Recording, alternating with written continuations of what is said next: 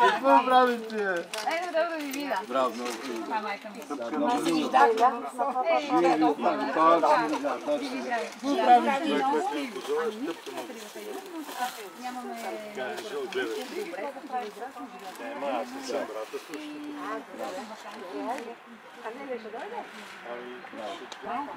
Аз да ти кажа, че е така бегло, Фейсбук е бегло. Ма какво съм Не, сега си друга. Друга си. Дама. Много добре. Много по-добре. Здравейте!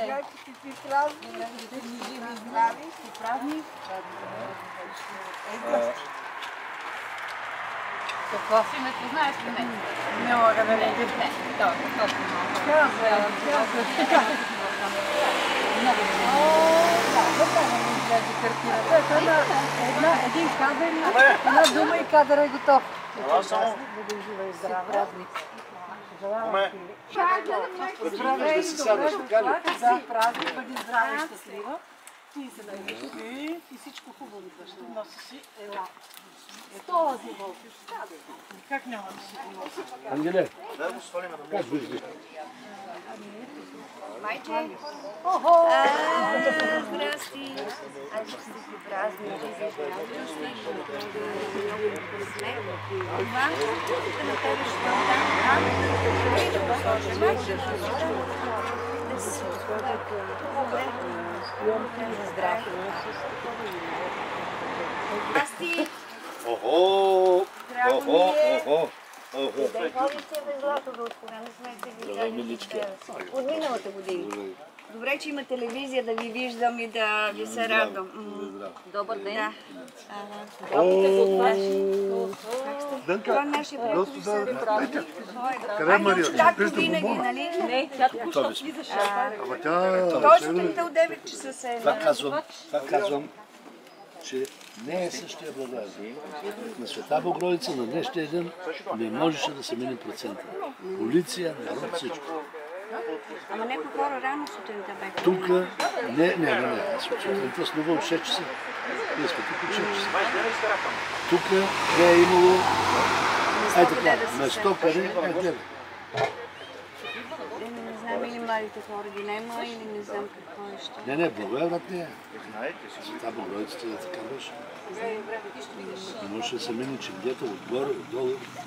Май, ние сме готови. Къде са девойките? Децата не са дошли. Имаме ли нещо? Къде са Само дай да деца? дойде. Ивана пътува сега с приятели, дойде, че не можа да още с нас. Леята е остатък. Там сме се следи за връща. Не, още не е.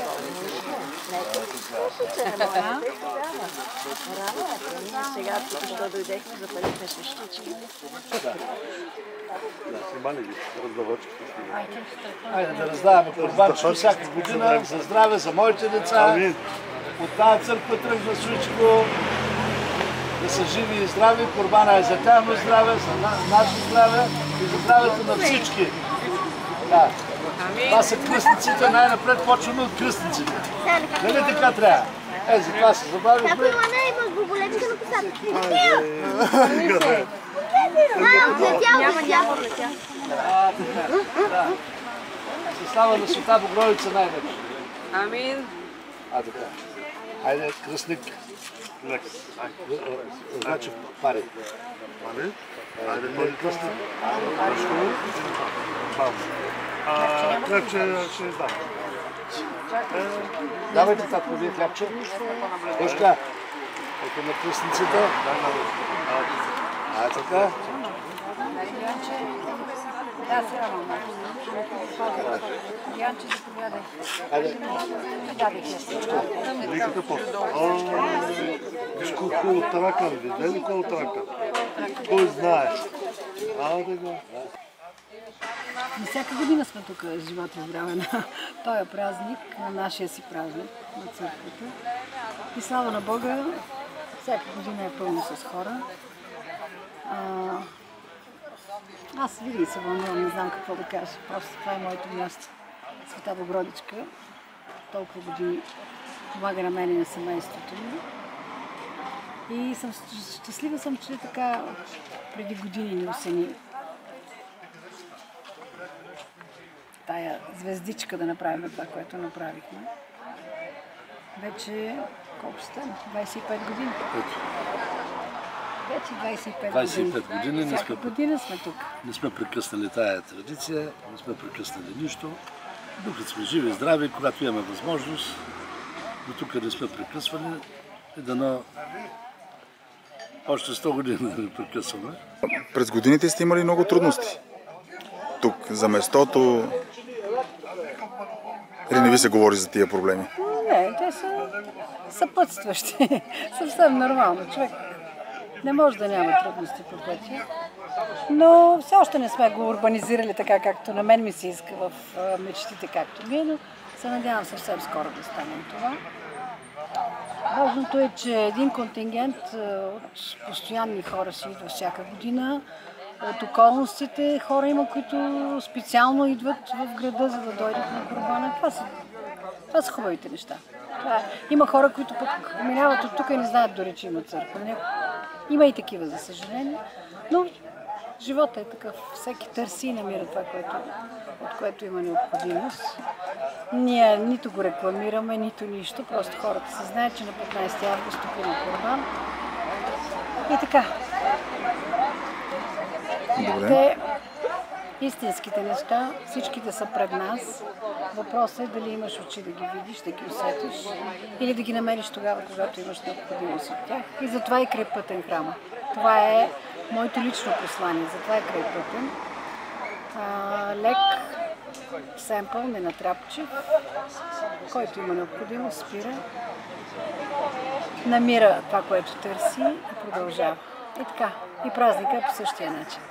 А сега специално за зрителите и читателите на Топ Преса, може ли да издадем какво прави Мая Нешкова в момента? Разбрахме, че се подготвят нови записи, нови песни, турне предстои. Да, доста време така работя, усилено работя по принцип, пътувам доста, но сега събрах групата си, която е болшинството от Благоевград, моите момчета. Записваме в момента нов албум. И октомври, най-късно ноември, зависи само от изборите, някои дати така ми се пообъркват.